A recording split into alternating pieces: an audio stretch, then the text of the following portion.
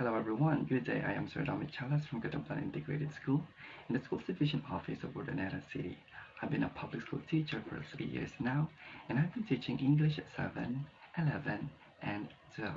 Yes, I am both a junior high school and a senior high school teacher in our school. Now, I am here because I'm going to help you understand and apply one of the most important skills that you should possess as a 21st century learner. Now, what is skill is that I'm actually pertaining to inference or your inferring skill.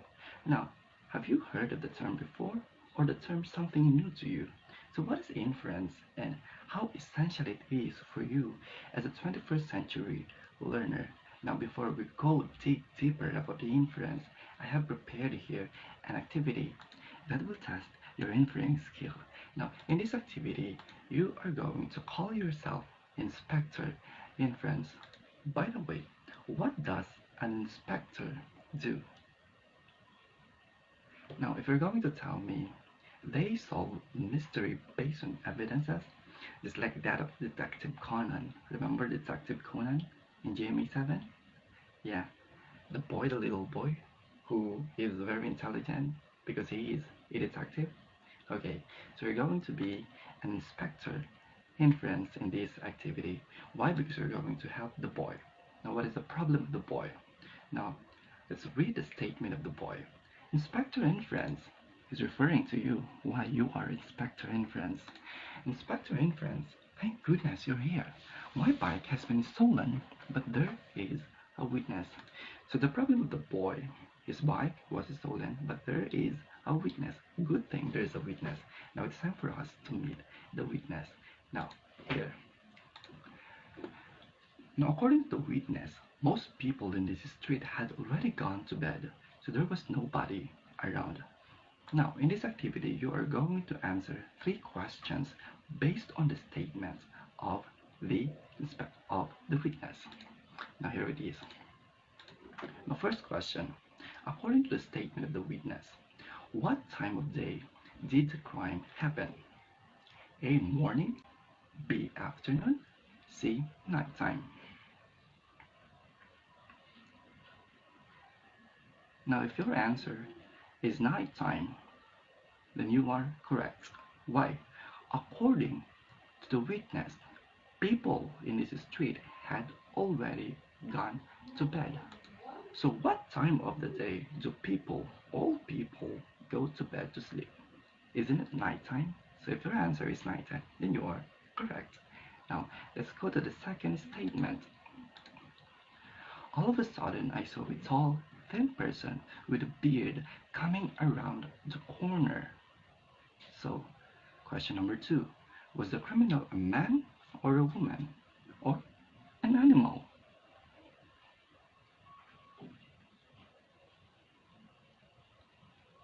Now, if your answer is a man, then you are correct. Among the two, most of the time, it's actually as men, boys, right, that we have beard, right? So, of course, a woman would not let herself to have a beard, right? So the correct answer is actually letter A. An animal cannot steal unless it is a food, right? So it couldn't be animal. So the correct answer should be letter A. Why? Because of the term or the phrase a beard coming out or coming around the corner. Okay, next statement. The person picked the bicycle up and ran away, but I think they took it to the cemetery. Third question. If the criminal hid the bicycle in a building, what type of building might that be? A. A castle, B. A church, C. A mall.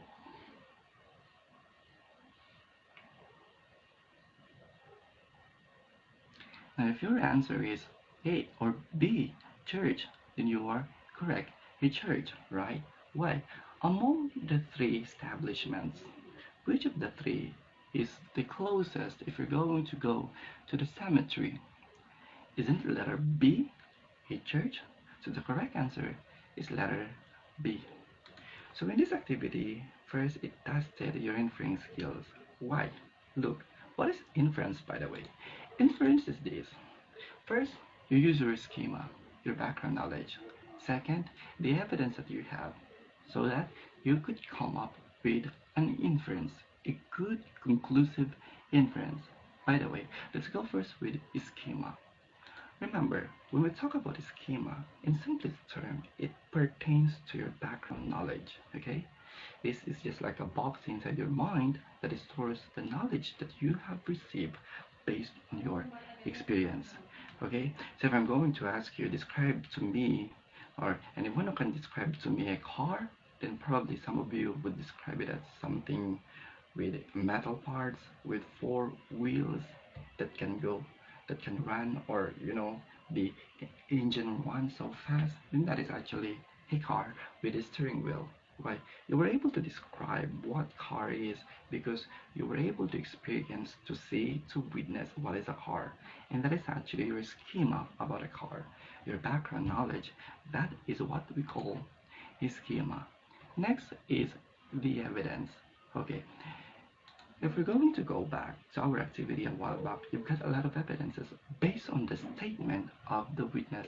So for instance, for number one, people gone to bed. That's why we concluded that it's nighttime. Why? What time of the day do people go to bed? Nighttime, right?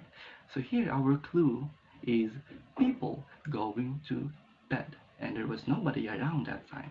Another one, number two, the witness saw a tall man, a third person with a beard coming out, right? Most of the time we see a person with a beard, and that's actually a man. Third one, they pick up the bicycle and they took it to the cemetery. In the third statement, or yeah, the third statement of our witness, our clue is the cemetery. Now, what establishment is closest to cemetery? We concluded a church because we cannot find a castle in the cemetery, and what is all the more that we couldn't find a mall along cemetery. Therefore, it should be a church. So that is inference. You combine your background knowledge and the evidence that you have in order for you to have a good inference. So what is inferring based on our statements or on diagram? Inferring means you're figuring out something that the author doesn't actually say. So in other term, that is what we call reading between the line. Let's continue. You can use your clues. Remember, you can use your clues. These are your evidences from what you have listened to or in the text you are reading, and take note of this. Things from your own mind. Things from your own mind, that is your schema. So, in simplest terms, inference is equal to your background knowledge, your schema, plus the evidence that you have listened to or that you have read. That is what we call inference. Okay? In order for you to infer properly, you should use your background knowledge and the evidence that you get. That is what we call inferring. Okay, I have here another activity that will test more your inferring skills. Now this is the text entitled Special Night. Okay, let's read it sentence by sentence. Katie was excited about tonight. Happily, she put on her bag, red shoes, and bright yellow outfit. Her mom helped Katie paint her face white with big red circle on each cheek. Just before Katie ran out the door to meet her friends, she attached her large squeezy nose and placed a bright blue pointy hat on top of her head. She grabbed an empty bag and went out into the night. Now, I'm going to give you 3 minutes more to once again read the text by yourself.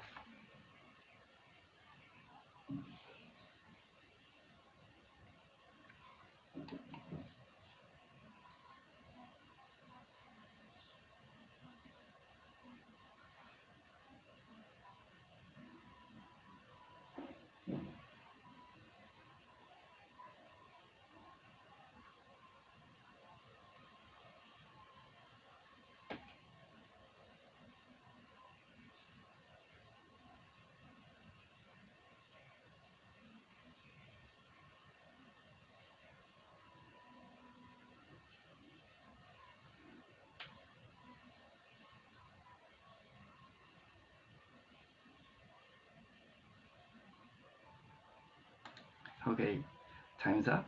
Now it's time for us to answer 3 questions based on the text. It will test your inference skill. Okay? Now for this one, first question. What was Katie excited about?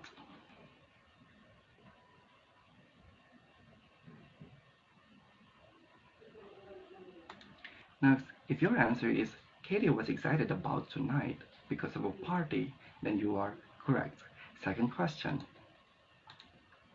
What do you think Katie was dressed as? I repeat, what do you think Katie was dressed as?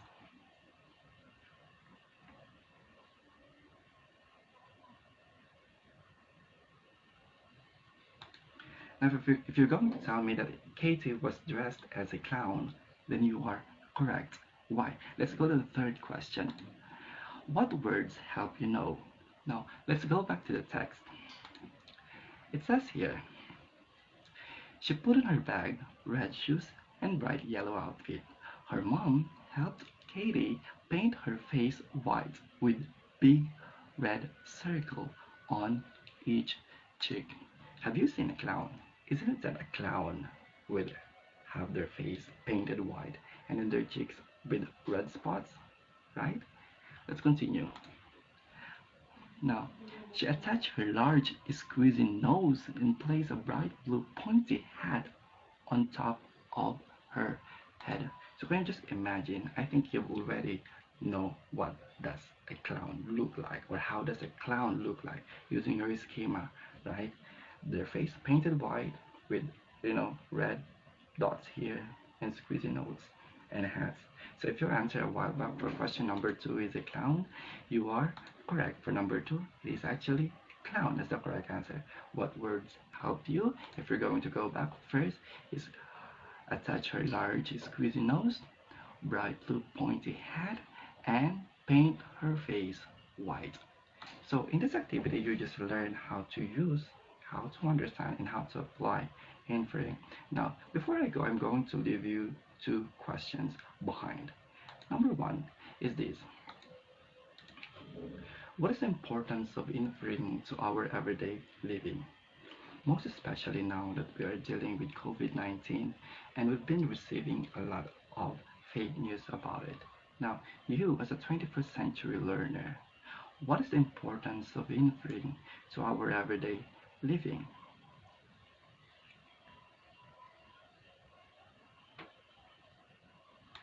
Another thing, how can inference help you become a better learner? How can inference help you become a better learner?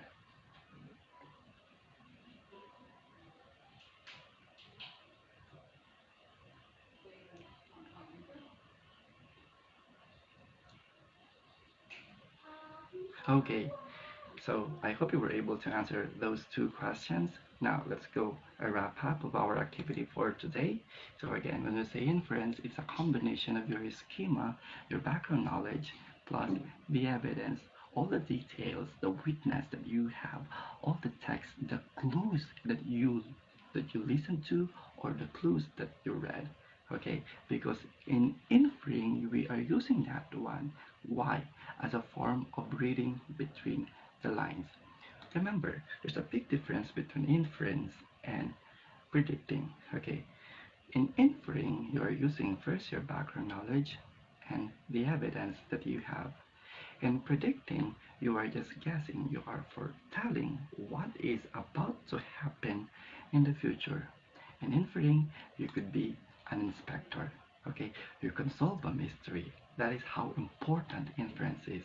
Okay, so the next time you get confused about what is going on in your life or to your study, then you can use inference. Okay, that is how important the inference is. You just use your background knowledge and the evidence that you have. Unlike in predicting, you are just foretelling what is going to happen. You are just telling something about the future. Okay, so if I'm going to ask you which is better, inferring or guessing, then probably you should tell me inferring. Why? Because you're using your background knowledge and at the same time you are using the evidences, and in that way you are becoming a better learner. Thank you for listening. I am Sir Dom, and Goodbye.